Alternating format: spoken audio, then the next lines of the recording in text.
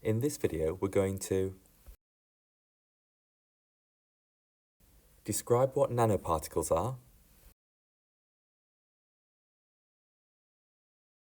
explain the properties of nanoparticles,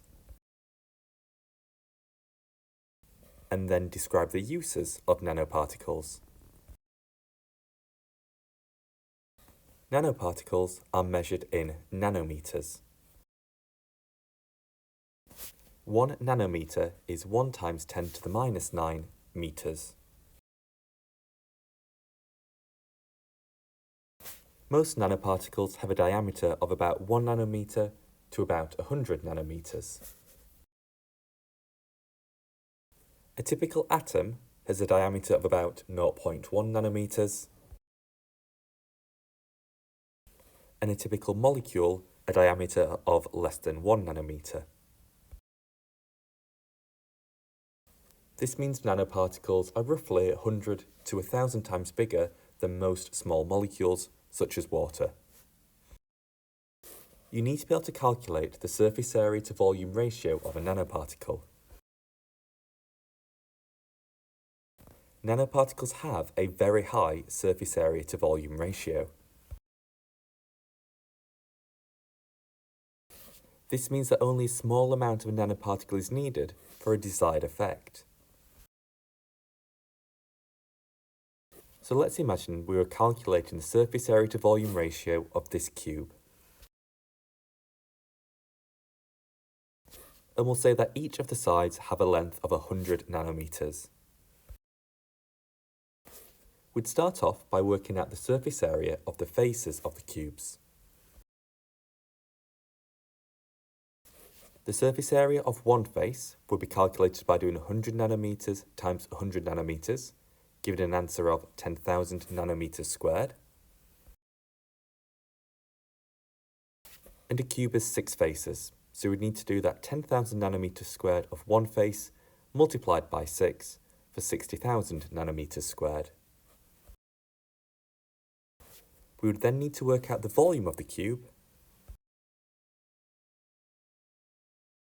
which we could do by doing 100 nanometers cubed, or 100 nanometers times 100 nanometers times 100 nanometers, to give an answer of 1 million nanometers cubed.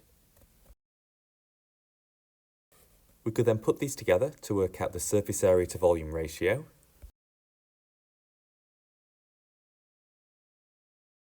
which would be calculated by doing the surface area divided by the volume, or 60,000 nanometers squared divided by a million nanometers squared, to give an answer of 0.6 nanometers to the minus 1.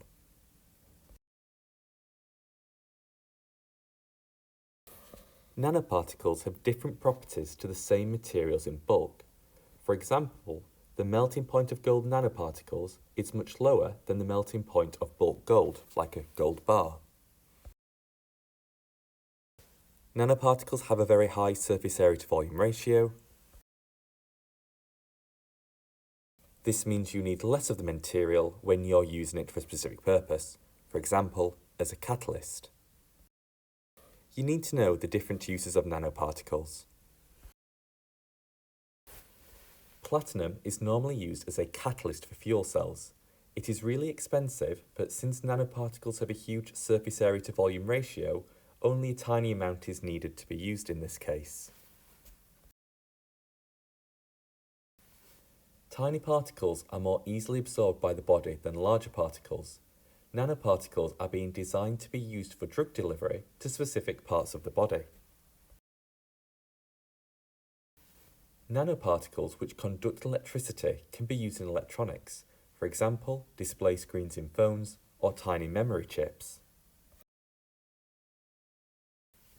Silver nanoparticles are added to deodorants as they have antibacterial properties. Nanoparticles block out UV light better than bulk materials, and because of their size, they give better skin coverage than bulk materials. This makes them really good as use as sun creams.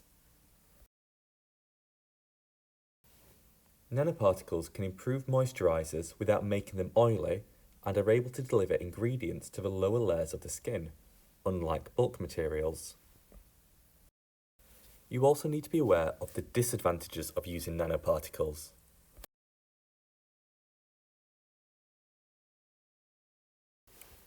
The ways in which nanoparticles affect the body aren't yet fully understood. We don't understand the full long-term effects of using nanoparticles and the dangers they may potentially pose. There are concerns that nanoparticles might cause environmental damage. Some people believe that all products containing nanoparticles should be clearly labelled so that consumers have a choice over whether or not to use them. For example, nanoparticles from sun creams or deodorants might be able to get into the body, and they might damage cells. We don't know yet. We're not aware of any long or short-term effects of using nanoparticles. When nanoparticles are washed away, they end up in wastewater and then into rivers. These might be toxic to fish.